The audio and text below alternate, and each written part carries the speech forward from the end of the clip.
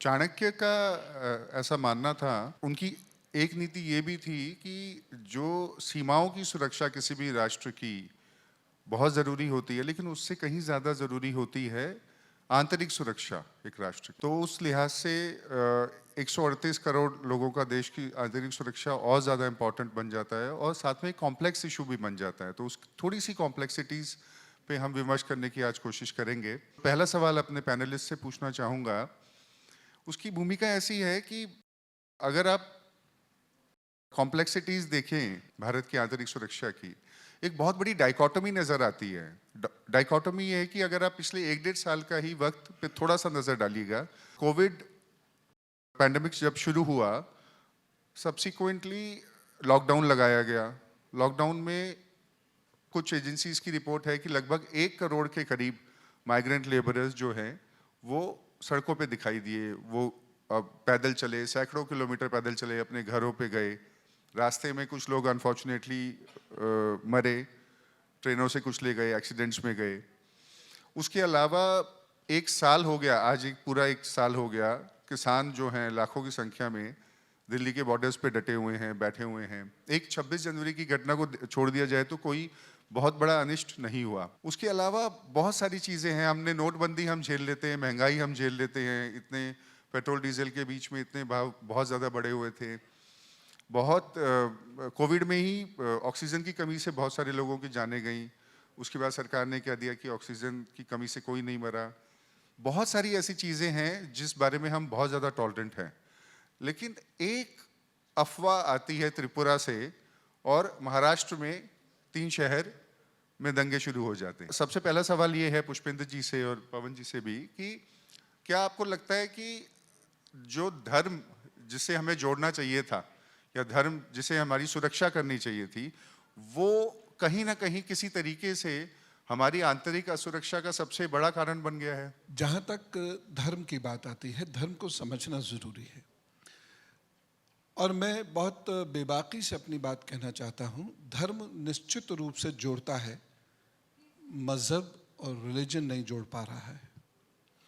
धर्म को जब से हमने रिलीजन कहना शुरू कर दिया, तो धर्म का जो बेस होता है, जो धर्म एक फंक्शनल तरीका है ज़िंदगी को जीने का, वो गायब हो गया।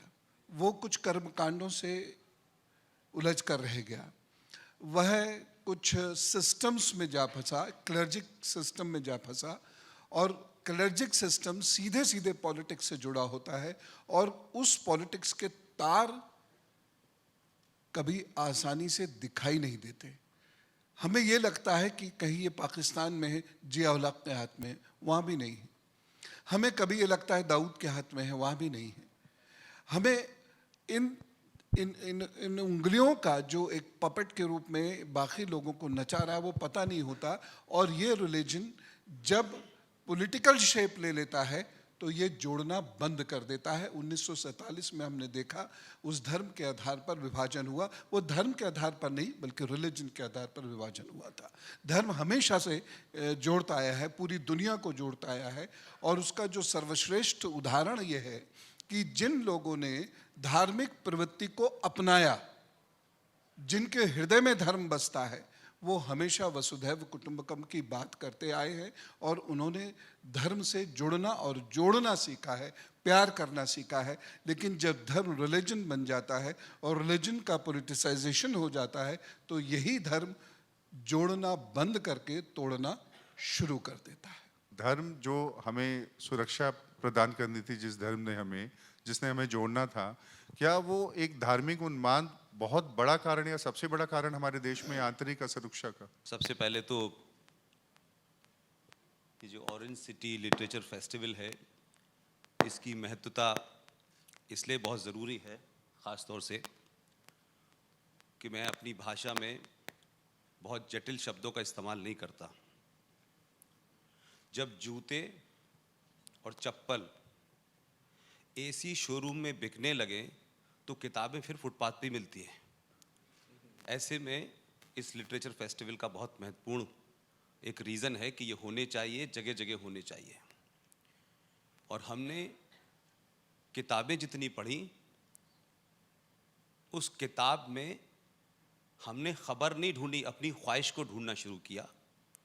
इसलिए वही किताबें पढ़ी जो हमें झूठ थी, जो हमको एक गलत नैरेटिव बताती थी, और असली किताबें थीं लेकिन हमारे बुजुर्गों ने, इस देश को बौद्धिक एक आंदोलन देने वालों ने, विश्वविद्यालयों में अध्यापकों ने, सबने मिल कर के इस राष्ट्र के हर नागरिक के साथ एक जघन्य अपराध ये किया है कि सत्ताओं की चाटुकारिता में उन्होंने सत्य को छुपा करके असत्य को ही एक तरीके से एक कह सकते हैं कि परिभाषित कर दिया है, जिसकी वजह से आज जो भी कुछ हो रहा है, अभी कुछ देर पहले आज के मेहमान खुसूसी कह रहे थे कि आज मन की बात, फिर मन की बात से वो दिल की बात पे चले गए। वो उनका सियासी जुमला हो सकता है, लेकिन 70 सालों के बाद कम से कम पहली बार अपनी मन की बात तो कह पा रहे हैं, नहीं तो ये भी नहीं कह पा रहे थे। अब वो कौन कह रहा है कौन नहीं कह रहा, ये महत्वपूर्ण नहीं है। जो सवाल पूछा है उसका पवन जी ने भी जवाब दिया। मैं ये मानता हूं कि जो सबसे बड़ा जघन्य अपराध हुआ वो ये हुआ कि हमारे लोगों ने हमें बताया कि सारे धर्म बराबर हैं। ये दुनिया का सबसे बड़ा झूठ और फ्रॉड है। और हमारी संस्कृति में, हमारी आस्थाओं में, परंपरा में, हमारे साहित्य में धर्म का अर्थ होता है ड्यूटी, आपका कर्तव्य। एक माँ का कर्तव्य, एक अध्यापक का कर्तव्य, एक पिता का, भाई का, बेटे का, बहन का, सबका कर्तव्य तय है। रिलीजन को जब आपने ट्रांसलेट किया तो उर्दू में मजहब बताया और हिंदी में धर्म बताया। तो आप जब सारे धर्म बराबर हैं तो आप गधे और घोड़ों के बीच में तुलना करते हैं, और जब उस मजहब के साथ आप धर्म को खड़ा कर देते हैं, जिस धर्म के अंदर हर जीवन के हर भाग का एक कोई न कोई किस तरीके से करना है, कब क्या करना है, क्यों करना है, क्या उसके साइंटिफिक रीज़न है, क्या उसके भावनात्मक कारण हैं, उनको न बता करके जब हम धर्म की बात करते हैं। इसलिए मैं समझता हूँ कि आज जिस विषय पर आपने ये चर्चा रखी है उसमें सबसे बड़ा अगर हम ये देखें तो आज का जो चैलेंज है वो ये है कि आज युद्ध, चाहे वो इंटरनल हो चाहे वो एक्सटर्नल हो, हमारे यहाँ अब हथियारों का युद्ध नहीं लड़ा जा रहा। और दुनिया मानती है, और मैं क्या, अमेरिका का सबसे बड़ा साइंटिस्ट हैमिंगटन की किताब है क्लैश ऑफ सिविलाइजेशन, उसको भी आप पढ़िए, और सब ये मानते हैं कि अब बॉर्डर पर टैंकों से लड़ाई नहीं होने वाली है, मिसाइल्सों से नहीं लड़ाई होने वाली है। आज जो हम भारत को पिछले 10-15 साल से देख रहे हैं वो है एक तरीके का नरेटिव का युद्ध है कि आपके अपने ही घर में, आपके अपने ही देश में, आपके अपने ही समाज में लोग आपके राष्ट्र के खिलाफ आपको खड़ा करते हैं उस नैरेटिव के माध्यम से, और लड़ाई घर घर में जगह जगह उस तरीके से हो रही है कि उस गलत नैरेटिव के कारण आप समाज को, अपने राष्ट्र को, अपने परिवार को सही बात नहीं बता पा रहे हैं। दुश्मन इस्लामाबाद में बैठा हो, वॉशिंगटन में बैठा हो या बांग्लादेश में बैठा हो, उसका नैरेटिव आपके घर में चल रहा है और आपका बच्चा उसके नैरेटिव से, आपके समाज से आपको गलत साबित करने पे लगा हुआ है। तो ये एक बड़ी ताकत है, इससे लड़ना बहुत ज़रूरी है। लिहाजा उसमें सारे धर्म बराबर हैं, ये भी एक बड़ा फ्रॉड है, और Islam is a religion of peace, ये दूसरा सबसे बड़ा फ्रॉड है। तो हम इन चीज़ों को समझें, तब जाकर के हम सही नतीजे पे पहुँचेंगे। और धर्म के बारे में कहा कि जिस तरीके से त्रिपुरा का जिक्र किया गया, त्रिपुरा तो चलिए हमारे देश में है, लगता है चलिए झूठी खबरी सही। म्यांमार से हमारा क्या संबंध है, पैलेस्टाइन से हमारा क्या संबंध है? वहां पे पैलेस्टाइन पे पत्थर फेंकने वालों का लिए हिंदुस्तान में लोगों को क्यों दर्द होता है भाई? म्यांमार में जो वहां की सरकार है, वहां कौन मार रहा है, किसको मार रहा है, इसके लिए दर्द क्यों होता है भाई? और जिनको दर्द होता है उनसे भी मेरा एक सवाल है कि पाकिस्तान, जहां मैंने 12 साल नौकरी की, उस पाकिस्तान में हिंदुस्तान से गए हुए मुसलमानों को मुहाजिर कहा जाता है, जिसे आप हिंदी में शरणार्थी कहते हैं। उन शरणार्थियों में से वहां की फौज का जो डाटा है उसमें 21,000 मुसलमानों की हत्या सिर्फ इसलिए की गई कि ये नकली मुसलमान हैं, ये असली मुसलमान नहीं हैं। लेकिन इसके लिए हिंदुस्तान में मैंने, रजा एकेडमी ने, मैंने कभी बॉम्बे के आज़ाद मैदान पे कोई झरना प्रदर्शन करते नहीं देखा है। तो ये हमारे यहाँ एक जिसे कह सकते हैं बड़ा सेलेक्टिव अप्रोच है। उस अप्रोच को राजनीतिक लोग अपने हिसाब से व्याख्यात करते हैं, लेकिन हम तमाम सारे लोग इन्हीं बातों पे ज़्यादा ध्यान देते हैं, क्योंकि आज 26 नवंबर है, उसके बारे में आपके ऑर्गेनाइजर ने बताया। तो 26 नवंबर की घटना को अगर भारत के देश के तमाम सारे लोग आज भी अगर उसका सच नहीं जानना चाहते, आज भी ये समझते हैं कि किसी पड़ोस के मुल्क ने ये कर दिया, तो मैं समझता हूं कि आप भविष्य में 26/11 जैसी घटनाएं रोज होंगी, तब भी आप उसकी सही व्याख्या नहीं कर सकते। अगर उनको सही में समझना है तो तथ्यों को समझिए, फैक्ट को समझिए, इंटरप्रिटेशन को मत समझिए, ओपिनियन को मत समझिए। उस दिन हुआ क्या था, कैसे हुआ था, तब शायद आप 26/11 के जो लोग भी उसमें मारे गए हैं, शहीद हुए हैं, उनको सही श्रद्धांजलि दे पाएंगे। एक बात जो आपने कही कि सारे धर्म बराबर नहीं हैं। पहले तो 26/11 के बारे में हमने पहले बहुत सोचा और सोच विचार करके हमने ये फैसला किया कि हम कोस्ट लाइंस की सिक्योरिटी डिस्कस करने की बजाय जो सही में आंतरिक सुरक्षा के मुद्दे हैं वो डिस्कस करना ज़्यादा प्रेफर करेंगे। और ये जो मुद्दा मैंने शुरू किया, मुझे ऐसा लगता है कि शायद ये कहीं ना कहीं बहुत इम्पॉर्टेंट मुद्दा है। बहुत इम्पॉर्टेंट बात आपकी ये भी है कि सारे धर्म बराबर नहीं होते। एक सोच है कि अगर जब तक हम एक कॉन्डिसेंडिंग अप्रोच रखेंगे दूसरे धर्म के लिए, जब तक हम सारे धर्मों को बराबर नहीं समझेंगे, आपको नहीं लगता पुष्पेंद्र जी कि हम एक सद्भाव की भावना नहीं आ पाएगी? और बिना सद्भाव के आंतरिक सुरक्षा किसी भी समाज में, किसी भी देश में बहुत मुश्किल है। देखिए, आज तक हम एक ही बात समझते थे कि हमारे देश को बाहर से खतरा है, और बाहर से खतरा है तो मिग खरीदे गए, मिराज खरीदे गए, आजकल राफेल खरीद लिए गए। मेरी अपनी स्टडी ये कहती है कि भारत की सीमाओं को बाहर से कभी उतना खतरा नहीं रहा जितना आंतरिक खतरा रहा। और हम हिंदुस्तान में, चाहे मुंबई हो, नागपुर हो, दिल्ली हो, पटना हो, कोयम्बटूर हो, हम जो हिंदुस्तान में घटनाएं घटती हैं, हम ये समझते हैं कि ये इंटरनल हमारे यहाँ का मामला है। और मैं ये मानता हूँ कि भारत में जितनी इंटरनल घटनाएं घटती हैं उनका एक्सटर्नल लिंक ज़रूर होता है, हम उसकी तरफ ध्यान नहीं दे पाते। आज 26/11 है, इसलिए मैं उस सच्चाई को, जिसका मैं आई विटनेस हूँ, वो आपके सामने शेयर करना चाहता हूँ। मेरे गुरु कर्नल RSN सिंह साहब ने भी एक किताब लिखी है, नो द एंटी नेशनल्स। वो हिंदी में भी आई है, इंग्लिश में भी आई है। उसमें एक पूरा चैप्टर है, और उस पूरे चैप्टर में एक चीज मिसिंग थी जो मैंने उनसे कहा कि आप नेक्स्ट उसमें ऐड करिएगा। 26/11 पाकिस्तान ने एग्जीक्यूट किया, प्लानिंग इंडिया में हुई और इंडिया की सरकार उसमें शामिल है। इसलिए लोगों को इन बातों में ऐसा लगता है कि कोई पॉलिटिकल ड्रिवन है। मेरा पॉलिटिक्स से न पहले कोई नाता था, न अब कोई नाता है। 26/11 के सारे फैक्ट इस देश के सामने नहीं रखे गए, इसलिए हम बहुत सारी चीज़ों में कंफ्यूज होते हैं।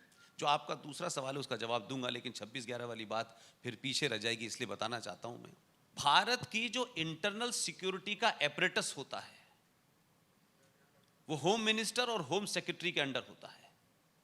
और जितने भी आप उसको कह सकते हैं एक ब्रॉडर सेंस में कि जो war room of internal security होता है, 24 नवंबर और 25 नवंबर को 4 महीने पहले जब ये घटना घटी, उस वक्त भारत का एक डेलीगेशन भारत के होम सेक्रेटरी मधुकर गुप्ता की देख रेख में, जिसमें तमाम IB के लोग, फॉरेन मिनिस्ट्री के लोग और तमाम वो लोग जो इंटरनल डिस्टर्बेंस अगर जो कुछ होता है उसमें जो लोग निर्णय लेने वाले लोग होते हैं, वो तमाम सारे लोग 2 दिन के पाकिस्तान के दौरे पर गए हुए थे।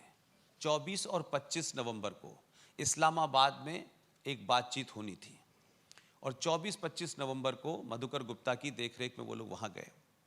और क्योंकि उस वक्त में पाकिस्तान के एक टेलीविज़न का इंडिया हेड था, तो मेरा यहाँ पाकिस्तान हाई कमीशन में जाना लगातार रहता था, और पाकिस्तान से कोई आता था तो मुझे उसको कवर करना होता था।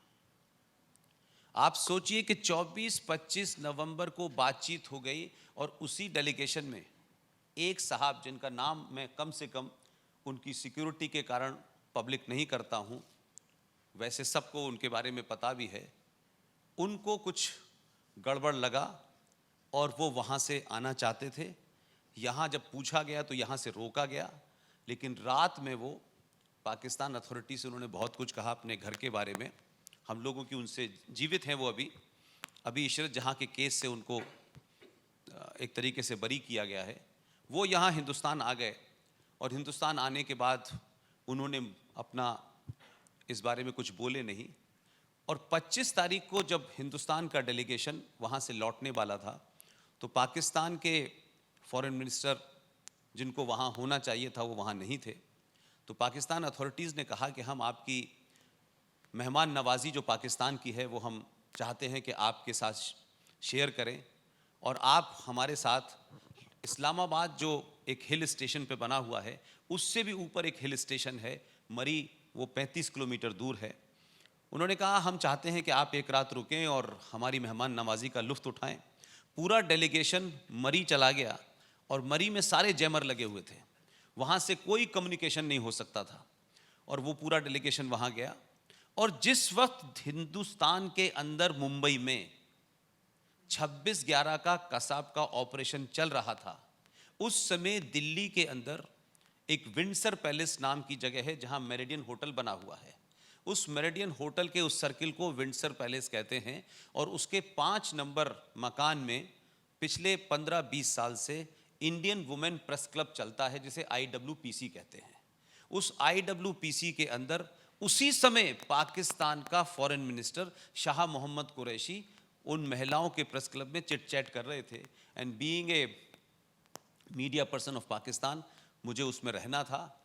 एग्जैक्ट किसी ने 9:05 पे हाई कमीशन के किसी आदमी ने उनके कान में कुछ कहा, वो पूरी मीटिंग समाप्त हो गई और उसके बाद वो हाई कमीशन गए। हम सबको भी हाई कमीशन जाना था ब्रीफिंग के लिए, और फिर वहाँ से एक मैसेज आता है और एक स्पेशल चार्टर प्लेन से शाह मोहम्मद कुरैशी को वापस भेज दिया जाता है। RVS मनी जो उस होम मिनिस्ट्री में थे उनकी किताब को पढ़ लें, कर्नल RSN सिंह साहब की किताब को पढ़ लें, और जिस तरीके से ये 8 को हुआ उसके 4 या 5 महीने बाद इलेक्शन थे।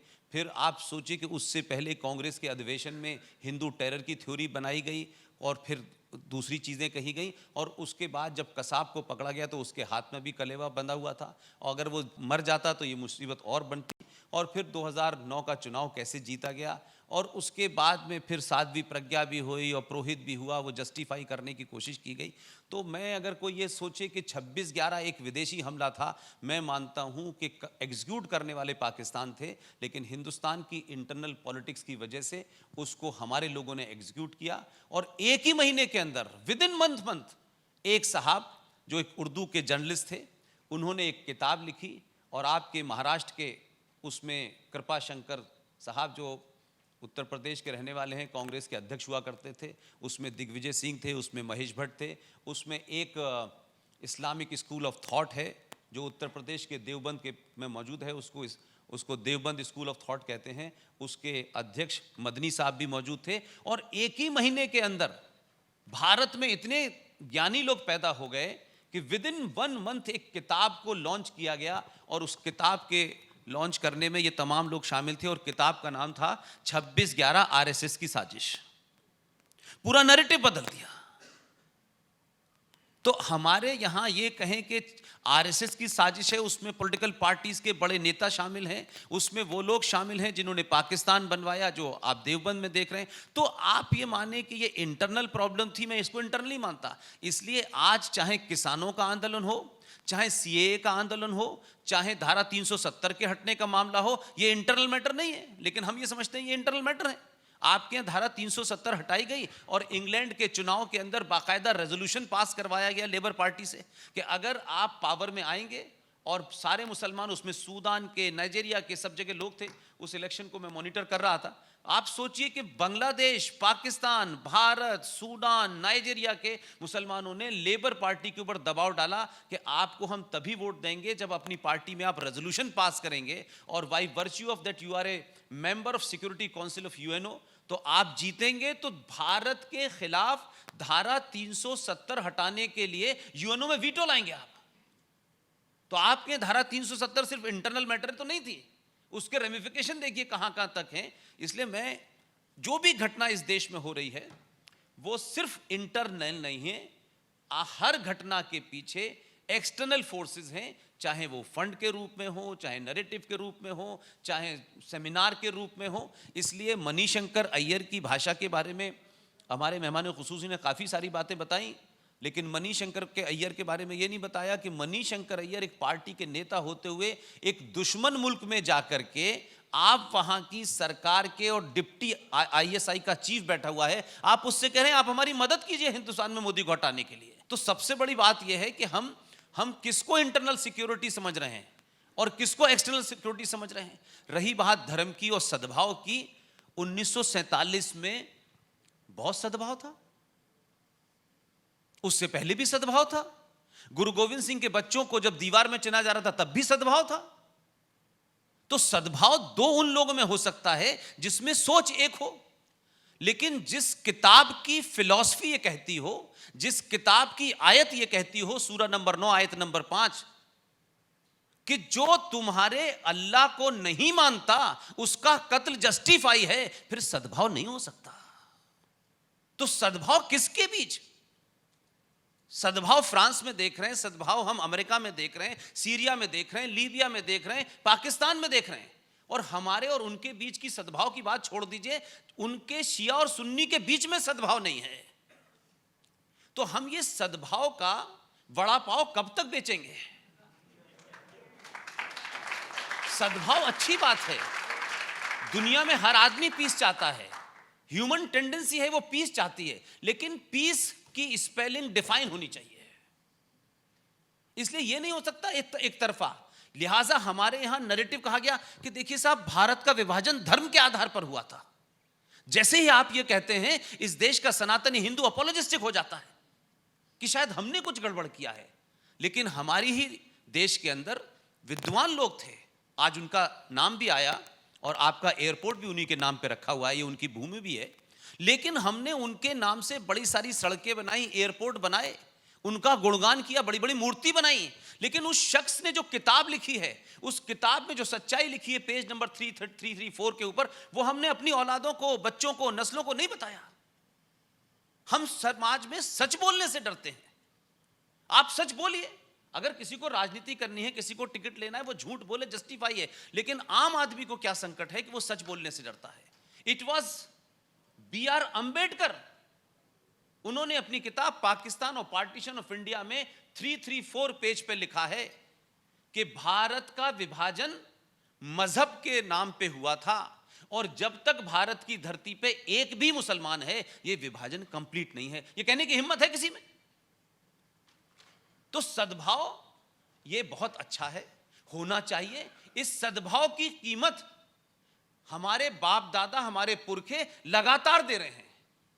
हमने कभी आज तक किसी को पूरी दुनिया में कोई बता दे, अपनी आस्था, अपनी किताब, अपनी परंपराओं, अपने फेथ के कारण किसी को लूटा नहीं, किसी की गर्दन पे तलवार नहीं रखी कि तुम हमारा फेथ नहीं मानोगे तो तुम्हारी गर्दन काट देंगे। हमने कभी नहीं कहा।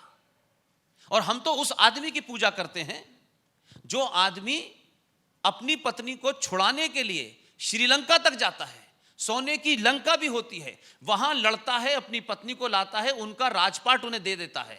और यह समाज उन लोगों को अपना हीरो मानता है जो त्यागी होते हैं। भगवान राम वहां से जब लौटे तो सोना 2 किलो लेके नहीं आए कि अपने साथ लेके आए। अगर लेके आए होते तो वो कभी हमारे लिए मर्यादा पुरुषोत्तम राम नहीं होते। वो आए और उनका राजपाट दिया और उसके बाद में अपने देश में आकर के जैसी भी जिंदगी जी। इसलिए हमारे यहां त्यागियों का क्या वर्णन होता है। हमारे यहां बिजनेसमैन की मूर्ति नहीं लगती है, उसको कोई नहीं पूछता है। फिर भी ये समाज ये कहे कि साहब हमें सद्भावना दिखानी चाहिए। हमने सद्भावना दिखाते दिखाते हमारा अस्तित्व समाप्त होने जा रहा है। लेकिन हम बार बार, पूरा विश्व हमारा घर है, अपना घर सुरक्षित नहीं है। बंगाल में बंगाली सुरक्षित नहीं है, कश्मीर में कश्मीरी सुरक्षित नहीं है, उत्तर प्रदेश में 24 जिले सुरक्षित नहीं है, लेकिन पूरा विश्व हमारा है। ये कितना अच्छा लगता है। ये तो कोका कोला टाइप का विज्ञापन है भाई। तो धर्म का शब्द कहां से निकला, कैसे निकला, इस पे बातचीत हो और फिर उसके बाद हम तथ्यों पे बात करें, आंतरिक सिचुएशन पे भी बात करें, और भी बहुत सी घटनाएं उस पे भी बात हो सकती है। मैं समझता हूं कि मैंने अपनी बात को जितने शॉर्ट में कहना चाहता था मैंने कही। टू नेशन थ्योरी के ऊपर एक विचार ये भी है कि ये इलाज दोनों तरफ से प्रस्तावित किया गया था। वी सावरकर ने भी टू नेशन थ्योरी के बारे में बोला था, तो उस पर आप क्या कहना चाहेंगे कि दोनों तरफ से कि एक किस्म से एक सोच ये उभरी थी उस वक्त पे कि टू नेशन थ्योरी ही शायद एक इलाज हो, सद्भाव का रास्ता हो? मैं किताब लिख रहा था, gun versus butter. It was on defence and development theory. उस किताब को लिखते समय मुझे बहुत सारी चीज़ें पता चली, जिसका मैं जिक्र करूंगा अगर समय रहा तो। और ये बात ख़ास तौर से यह जो युवा पीढ़ी बैठी है इसको ज़रूर जानना चाहिए। वीर सावरकर मजबूरी में ये कह रहे हैं, वह प्रस्तावक नहीं है। उन्होंने ये इनिशिएट नहीं किया है। जिन्ना को मनाने के लिए जो डेलीगेशन था उसमें सुभाष चंद्र बोस जी खुद गए थे। सुभाष चंद्र बोस जी के जाने के बावजूद भी, सरदार पटेल जी के मनाने के बावजूद भी, गांधी जी के मनाने के बावजूद भी, नेहरू जी चाहे चुप रहते हुए थे लेकिन उस डेलीगेशन का हिस्सा ज़रूर थे, क्योंकि वह भयभीत थे कि कहीं ऐसा ना हो कि मेरी प्राइम मिनिस्टर पोस्ट चली जाए। लेकिन वो शख्स नहीं माना और उस शख्स ने बार बार इंडियन मुस्लिम्स का हवाला देते हुए टू नेशन थ्योरी का प्रस्ताव पहले रखा। जब वो नहीं माना और सारे लोगों ने उनको मनाकर देख लिया, जिनके मैंने नाम लिए, ये तो बहुत बड़ी हस्ती हैं, अन्य भी बहुत सारे लोग थे, उन्होंने भी मनाकर देख लिया। जब कुछ नहीं हुआ तब लोगों ने कहना शुरू कर दिया कि अब कुछ हो नहीं सकता। तो अब दो संस्कृतियां साथ रह नहीं सकती, क्योंकि खून खराबा जो इतिहास में जनरली पढ़ाया नहीं जाता, इसलिए हमें पता नहीं है। नाखोली हमें पढ़ाया नहीं जाता, हमें नॉर्थ वेस्ट फ्रंटियर्स के बारे में पढ़ाया नहीं जाता। ज़बरदस्त खून खराबा जब होना शुरू हुआ तो उस वक्त में ये मजबूरी में लोगों ने कहना शुरू कर दिया कि ठीक है, अब दो नेशन बनने चाहिए, और ये पार्ट ऑफ हिस्ट्री है। एक चीज़ यहाँ पर बहुत महत्वपूर्ण है जो सब लोगों को जाननी चाहिए।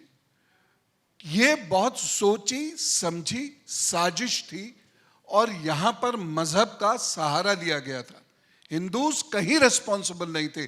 कोई खिताब, यहाँ तक कि पाकिस्तान के ऑथर्स की बुक्स में भी कहीं ये नहीं लिखा कि हिंदूज की वजह से पार्टीशन हुआ। ये पार्टीशन जो डिमांड हुई थी, ये मूलतः हुई थी उत्तर प्रदेश और बिहार से।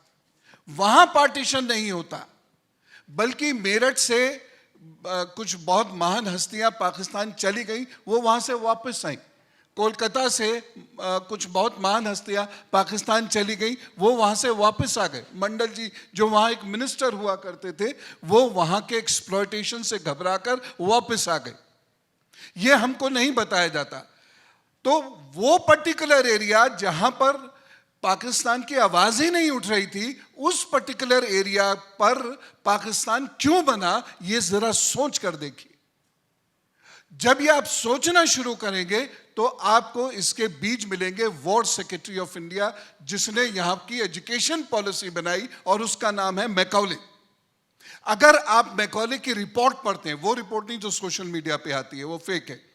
अगर आप मैकॉले की रिपोर्ट पढ़ते हैं, उसकी फिल्टरेशन थ्योरी को समझने की कोशिश करते हैं, तब आपको यह पता चलता है कि पाकिस्तान एक स्ट्रेटेजी के तहत बनाया गया था, और जहां यह बन रहा था वहां उसकी कोई डिमांड नहीं थी। इसीलिए वहां वो खून खराबा हुआ जो वहां के लोगों को अंदाजा ही नहीं था कि यहां हो सकता है। लोग एक्सपेक्ट कर रहे थे यूपी बटेगा, लोग एक्सपेक्ट कर रहे थे बिहार और बंगाल बस बटेगा, 1905 की तर्ज पर वेस्ट बंगाल बटेगा, ये लोग एक्सपेक्ट कर रहे थे। लेकिन वहां की जगह पाकिस्तान वहां इसीलिए बनाया गया क्योंकि मिडिल ईस्ट से गाइडलाइंस थी, और उसके साथ साथ ब्रिटेन की और रशिया की और अमेरिका की गाइडलाइंस थी। ये वो एक्सटर्नल थ्रेट्स थी जो काम देश के अंदर कर रहे थे। एक चीज ये तो सावरकर का जो हम नाम इसमें लेते हैं, उनका वो रिएक्शन है, उनका वो एक्शन नहीं है। रिएक्शन देना कभी कभी मजबूरी होता है, समाज में, सोसाइटी में ये मजबूरी है। भाई जब कोई बात नहीं मान रहा, लगातार दंगे होते चले जा रहे हैं, जब जिन्ना ये स्पीच दे रहे हैं और लगातार ये बात कहते चले जा रहे हैं, Hindus and Muslims are two nations, यही उनके वर्ड्स हैं, Hindus and Muslims are two nations, two different cultures and they can not go together. ये जब बात बार बार एक जगह से उठ रही है, लोग उसको सपोर्ट कर रहे हैं, तब मजबूरी में सावरकर जी ने भी ये कहा, जो मैं बिल्कुल जस्टिफाइड मानता हूं, कि जब एक कम्युनिटी को आप बिल्कुल पुशिंग टू द वॉल करना शुरू कर देते हैं तो वो कम्युनिटी रिएक्ट करती है। ये रिएक्शन 47 में भी था लेकिन बहुत माइल्ड था, ये रिएक्शन ही 2010 से शुरू होता है, तब भी माइल्ड था, फिर 13 में ये रिएक्शन बढ़ना शुरू हुआ और धीरे धीरे आज ये स्थिति है कि आज हिंदू संगठित हो रहा है। देखिए एक बात मैं यहाँ और आपसे कहना चाहता हूँ, जब भी हम ये शुरुआत करते हैं मुअज़्ज़िज़ हाज़रीन जलसा, जिसका जिक्र शत्रुघ्न सिन्हा साहब भी कर रहे थे, हमें बड़ा अच्छा लगता है। लेकिन जब मुझ जैसे लोग ओम कह के अपना वक्तव्य प्रारंभ करते हैं, हम ही में से लोग कहने लगते हैं कि अरे क्या है ये पोंगा पंडित टाइप, हमें इज्जत से नहीं देखा जाता, क्योंकि हमको ये माना जाता है दे आर नॉट लिबरल्स। ये इंटरनल सिक्योरिटी थ्रेट है। जब आप अपना कल्चर भूल रहे हैं, सिविलाइजेशन भूल रहे हैं, और ये डिजाइन किसने किया? वॉर सेक्रेटरी ने, मैकॉले उसका नाम था। तो जब आप ये कल्चर भुला दिए जाने शुरू हो जाते हैं, या कोई भी सोसाइटी जब अपना पास्ट भूलना शुरू हो जाती है, तब ये इंटरनल सिक्योरिटी थ्रेट्स आती हैं। मैं यहाँ जितने युवा उपस्थित हैं उनसे एक चीज़ पूछना चाहता हूँ, आपको पता है देश में कितने टेररिस्ट ऑर्गेनाइजेशंस काम कर रहे हैं? नहीं पता होगा। इस देश के अंदर 53 टेररिस्ट ऑर्गेनाइजेशंस वर्किंग हैं, और जो डॉर्मेंट स्टेज में है उनकी संख्या भी लगभग 20 से 25 है। 53 टेररिस्ट ऑर्गेनाइजेशंस ऑन रिकॉर्ड जिस देश के अंदर काम कर रहे हैं, नहीं मालूम इस हॉल के अंदर भी कोई उनका व्यक्ति बैठा हो। एक थ्योरी जिन्ना ने दी थी 1985 में, और उस थ्योरी के अनुसार उसने 3 लैंड्स में डिवीजन किया था। जिन्ना कोई हमारा दोस्त नहीं था, पाकिस्तान का कोई सदर हमारा कभी दोस्त नहीं रहा, और उसने फाइटिंग ऑन एनिमीज सॉइल करके थ्योरी दी थी। ये थी एसिमेट्रिक वॉरफेयर, साइकोलॉजी वॉरफेयर इसका एक हिस्सा है, जो मेहम ने सिद्धांत दिया था सेकेंड वर्ल्ड वॉर में। अब आप देखिए वो साइकोलॉजिकल वॉरफेयर, जैसे कि भाई पुष्पेन जी ने कहा है अभी, वो साइकोलॉजिकल वॉरफेयर आपके बेडरूम में लड़ी जाती है, वो साइकोलॉजिकल वॉरफेयर आपके ड्राइंग रूम में लड़ी जाती है, मोहल्ले में चाय की दुकानों पे लड़ी जाती है, स्कूल कॉलेजेस में टेक्स्ट बुक के माध्यम से लड़ी जाती है। तो आप ये कभी मत समझिएगा वॉर केवल बॉर्डर्स पे ठाएं ठाएं होती है। वॉर ठाएं ठाएं के साथ साथ हिटलर ने भी केवल ठाएं ठाएं नहीं की थी, उसने पर्चे गिराए थे। अमेरिका ने हिटलर को हराने के लिए बॉम्ब से पर्चे गिराए थे। मैं बस बात ख़त्म कर रहा हूँ। और 47 के बाद एक थ्योरी और आई थी जिसको जिन्ना ने फॉलो किया था, और ये थी इस्लामाइजेशन ऑफ हिमालयाज। ये कौन सा इस्लाम है? ये वो इस्लाम नहीं है जिसकी हम लोग रिस्पेक्ट करते हैं या करनी चाहिए। ये वो पॉलिटिकल इस्लाम है जिसके बारे में मैं शुरू में आपसे कह रहा था। पहला टेररिस्ट अटैक शुरू हुआ है 1 AD में, और ये क्रिश्चियन ग्रुप के द्वारा शुरू किया गया एक मैसेकर था। मैं इसीलिए बार बार कह रहा हूँ, और हमारे साथ श्री पुष्पेन जी, GD बख्शी जी, RS सिंह साहब, हम लोग बार बार पूरे हिंदुस्तान में घूम घूम के इस बात को कहते हैं, संभलो, देर बहुत ऑलरेडी हो चुकी है। हम ये नहीं कह रहे कि आप फैनेटिक हो जाओ, हम ये नहीं कह रहे कि आप भाईचारा भूल जाओ, लेकिन इतना जरूर मैं कहूंगा कि बराबरी पर खड़े होना सीखो। अगर कहीं कोई रमजान के अंदर पार्टी होती है तो नव दुर्गों में भी वो पार्टी हो, ऐसी डिमांड रखना सीखो।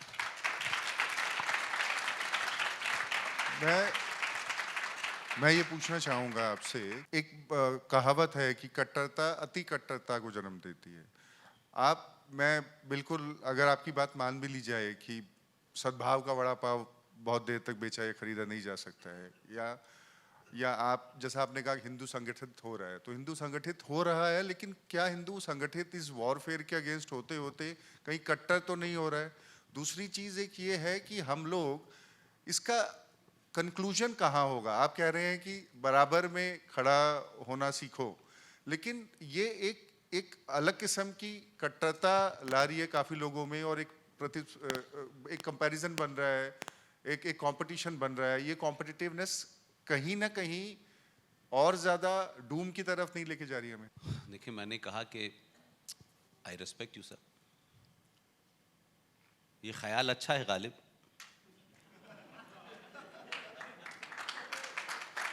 इसमें कोई एतराज नहीं है। जो अभी पवन भाई ने जब बात कर रहे थे उसमें 2 लाइन ऐड कर दूं फैक्चुअल उसके लिए, ताकि लोगों को और ओपन हो जाए। 29 दिसंबर 1930 इलाहाबाद मुस्लिम लीग का अधिवेशन था। उस अधिवेशन को मुस्लिम लीग के अध्यक्ष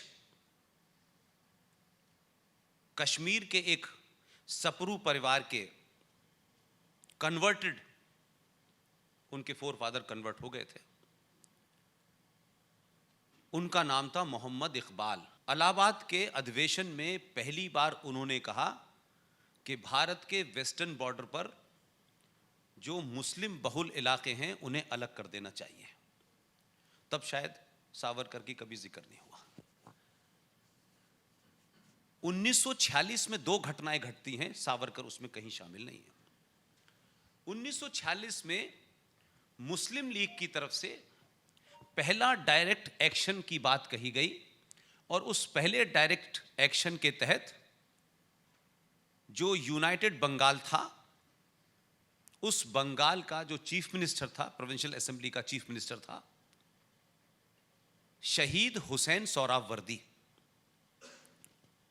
और डायरेक्ट एक्शन के तहत वहां की पुलिस को चीफ मिनिस्टर छुट्टी देता है और 14 से 15 हजार हिंदुओं को सड़कों पे काट के डाल दिया जाता है। यह 16 अगस्त 1946 की घटना है। Date is very important. और उसी साल 1946 में भारत में चुनाव होता है। एक तरफ वायलेंस, दूसरी तरफ चुनाव, एक ही साल में हो रहे हैं। घटना को जोड़ के देखिए। और उस चुनाव में पूरे भारत की जो प्रोविंशियल असेंबलीज थी, उनकी टोटल स्ट्रेंथ थी 1585, 1585, और उसमें से 492 सीटें रिजर्व थी मुसलमानों के लिए। मैं कोई अपनी ओपिनियन नहीं देता 90%। इलेक्शन कमीशन के आर्काइव में जाइए और जरा देखिए जाकर के कि 1946 के स्लोगन क्या थे, नारे क्या थे, इशू क्या थे, चुनाव किन मुद्दों पे लड़ा जा रहा था। मुस्लिम लीग का नारा था 1946 में, मर मर के लेंगे पाकिस्तान, हर कीमत पे लेंगे पाकिस्तान। ये उनका मेन स्लोगन था। और उसको कांग्रेस पार्टी ने उस पूरे इलेक्शन को ये कोशिश की कि पाकिस्तान बनाने वालों में और भारत के बचाने वालों के बीच में ये चुनाव हो रहा है। 492 सीट में से मुसलमानों के लिए जो रिजर्व थी, उसमें से मुस्लिम लीग को 429 सीट मिली। 89% of the total voter of Muslims. और आपके महाराष्ट्र में मुंबई के अंदर एक जगह है बायकोला, उस बायकोला सीट से मोहम्मद अली चुनाव लड़े थे और जीते। तब से लेकर आप आज तक इस भाईचारे के बावजूद भी मुस्लिम लीग के जिस बायकुला सीट से जीते, आज तक वहां से मुसलमानी कैंडिडेट जीतता है, दूसरा जीतता नहीं है। यह ऐसा भाईचारा है। और आप देखें कि मात्र 16 अगस्त 1946 को डायरेक्ट एक्शन होता है, चुनाव होते हैं, चुनाव का रिजल्ट आ जाता है, और 1 साल के बाद उसी तर्ज पर, जिस तर्ज पर डायरेक्ट एक्शन हुआ, उसी तर्ज पर भारत का विभाजन हुआ। लोग लाखों में मारे गए, वहां हजारों में मारे गए। तो उस वक्त भी कहीं सावरकर नहीं थे। तो हमारा सवाल यह है कि हम आज भी जब ये कहते हैं कि हमें सद्भावना की बात करनी चाहिए और हम कट्टर हो जाएंगे तो कट्टरता जो है वो और ज्यादा डेंजरस है। तो 47 में तो हम कट्टर नहीं थे। गुरु गोविंद सिंह के बच्चों को जब चढ़ाया जा रहा था तो कौन कट्टर था? जब लाल किले के सामने मीना बाजार पर हिंदू महिलाओं को नंगा करके उनकी बोली लगाई जा रही थी तो कौन कट्टर था? तो फ्रांस में कट्टरता किसने फैलाई है? हमने फैलाई है। इंग्लैंड में किसने फैलाई है? बांग्लादेश में किसने फैलाई है? श्रीलंका में बम कौन फेंक रहा है? एक घटना बता दीजिए भारत के अंदर और भारत के बाहर कि कभी कोई अपनी किताब से, अपनी आस्थाओं से, अपनी परंपराओं से, अपने सरोकारों से किसी ने अपने सीने पे बम बांध करके मस्जिद पे घुस गया हो? एक बता दीजिए। हम तो इतने प्रोवोकेशन के बावजूद भी नागपुर की धरती, जहां बहुत सारे प्रचारक भी हैं और यहां से विचार भी निकलता है, उसमें भी आज हम अगर ये डिस्कस कर रहे हैं कि अगर कट्टरता बढ़ेगी तो और मुश्किल होगा। हम तो कट्टरता आज भी नहीं बढ़ा रहे। आज भी ऑन रिकॉर्ड कहता हूं ये बात, आप सब माने दुनिया में तमाम कुछ प्रचार कर दिया गया हो कि भारत का जो पॉलिटिकल डिस्पेंसेशन है बड़ा कट्टर है, बड़ा हिंदूवादी है। 50 साल का, 60 साल का रिकॉर्ड उठा के देखिए। पिछले 7 साल में जितनी योजनाएं, जितना पैसा मुसलमानों को भारत के संविधान को रौंदते हुए दिया जा रहा है, उतनी सेकुलर सरकारों ने भी नहीं दिया। कट्टरता कहां बढ़ रही है? कट्टरता तो इस देश में एक तरफा है, हम तो सिर्फ उसको बर्दाश्त कर रहे हैं। इसलिए कट्टरता का जवाब कट्टरता नहीं हो सकती। लेकिन मैं आपसे दूसरा सवाल पूछता हूं। इनटॉलरेंट और हमें टॉलरेंट होना चाहिए। हिंदू सोसाइटी को इनटॉलरेंट नहीं होना चाहिए। भगवान राम को टॉलरेंट होना चाहिए था।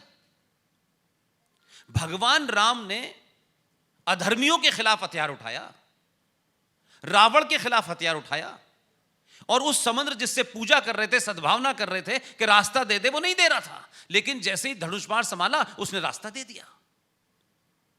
अगर पुलिस इस देश की बलात्कारी, लुटेरे, चोर के साथ टॉलरेंट हो जाएगी तो समाज चलेगा। तो जो समाज में आताताई हैं, जिहादी हैं, लफंगे हैं, गुंडे हैं, बलात्कारी हैं, डकैत हैं, उनके साथ में आपको हथियार से ही बात करनी होगी। उनके साथ में रामायण के मंत्र पढ़ने से सद्भावना नहीं क्रिएट होने वाली है। लिहाजा मैं मानता हूं कट्टरता 2 तरीके की होती है कि आप किसी ऐसी चीज से प्रेरित हो कि आप बैक आ ही नहीं सकते।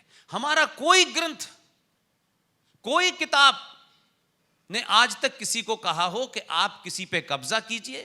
हमारा इतिहास में हमने किसी पे हमला नहीं किया, वहां की औरतों को लूट के लाए नहीं। हमारी किताब कहीं से ये नहीं कहती कि औरतों का भी हिस्सा बांट होगा, माले गनीमत हमारे यहां नहीं पढ़ाया जाता। इसलिए 2 चीजों को फर्क समझिए। उनकी फिलॉसफी है और उस किताब के अलावा वो कुछ मान नहीं सकते। इसलिए फ्रांस में भी गर्दन कटती है, इंग्लैंड में भी मारा जाता है, और आप श्रीलंका में भी बम धमाका करते हैं। और ये बात आज की नहीं है, क्योंकि उसकी उस फिलॉसफी के बारे में अभी भी हमारे देश में लोग उसको क्या समझते हैं? जैसे हिंदुओं की एक समस्या है, दिवाली मनाना, होली मनाना हिंदुइज्म है। हम समझते हैं हमने ये मना लिया, हम हिंदू हैं, हमारा नाम हिंदू है, हिंदू हैं। इसलिए हम कंफ्यूज हैं। लिहाजा एक झूठ बोला गया जो इस्लामिक एकेडमिक पॉइंट से गलत है। कहा गया कि साहब ये जो मस्जिद है और मंदिर है ये सब बराबर है, ये सब बराबर है। ये बराबर नहीं हो सकते। इस्लाम के अंदर मस्जिद का कंसेप्ट नहीं है। मस्जिद उनके लिए सेक्रेड प्लेस नहीं है। इसलिए मस्जिद से जब कश्मीर में मस्जिदों के अंदर हथियार रख करके नारे लगाए गए कि ए काफिरों, ए हिंदुओं, तुम कश्मीर को छोड़ो और कश्मीर में रहना है तो ला इलाहा कहना होगा, ये मस्जिद से नारे लगे, उसी मस्जिद से गोली चली, उसी मस्जिद से सीआरपीएफ पे हमला हुआ। लेकिन हिंदुस्तान के प्यारे भोले भाले शरीफ पीसफुल मुसलमानों ने कभी उस मस्जिद के मौलवी के खिलाफ फतवा जारी किया? इसलिए उनकी फिलॉसफी में वो किताब है, जिसको नहीं मानेंगे तो उनके यहां मार दिए जाएंगे। इसलिए हमारे यहां औरंगजेब की हिस्ट्री पढ़ाई गई, शिवाजी की पढ़ाई गई। हमारे यहां यह तो बताया गया कि देखिए साहब, घूंघट कितनी बुरी प्रथा थी, सती कितनी बुरी प्रथा थी, लेकिन किसी ने यह पढ़ाया कि घूंघट सती बहुत बुरी प्रथा थी, लेकिन बुरखा क्या था, अच्छी प्रथा थी। तो बुरखे के बारे में किसी ने क्यों नहीं मुहिम चलाई? और हमारे यहां नैरेटिव ही गलत क्रिएट किया गया कि हमारे मजहब, हमारी मान्यताओं का हिस्सा घूंघट कभी नहीं थी। हमने कहीं कहीं किताबों में कोई तस्वीर नहीं देखी कि कोई रानी, कोई बहू, कोई महिला घूंघट करके आई हो। अरे आताताई जिहादियों की आंखों में हवस थी, उससे बचने के लिए औरतों ने घूंघट कर लिया। युद्ध में पकड़े जाने के बाद उस हरम का हिस्सा बनने से ज्यादा अच्छा उन्होंने समझा कि हम आत्महत्या कर लें, सती कर लें, इसलिए वो हो गए। इसलिए नैरेटिव गलत है मेरे भाई। लिहाजा हम कट्टर नहीं हो रहे, हम चाहते हैं हिंदू सनातनी समाज अपने झूठ को बाहर निकाले, सच को पढ़े, और जब आप सच पढ़ने लगेंगे तो सच जीने लगेंगे, तो फिर इस देश में करोड़ों आर.एस.एन. सिंह, जी.डी. बख्शी, पवन सिन्हा, ललित अंबरदार, सुशील पंडित पैदा होंगे। और अपने अंदर से लालच और डर को निकाल दीजिए। जो आदमी में लालच होता है वही डरता है, वही कायर होता है, वही समझौतों के रास्ते ढूंढता है, वो लड़ता नहीं है। जितना भी हमने ये विमर्श इतना बड़ा है कि हम इसको दिनों दिन डिस्कस कर सकते हैं, लेकिन जितनी भी यहाँ बातचीत हुई तो आपको it must be helping you in putting things in perspective. So मैं ये कहते हुए अपने दोनों मेहमानों का बहुत शुक्रिया अदा करना चाहूँगा। बहुत बहुत शुक्रिया सर आप लोगों। Subscribe to Nation Next YouTube channel and press the bell icon to get regular updates from Nation Next. Also like Nation Next Facebook page and follow us on Instagram and Twitter.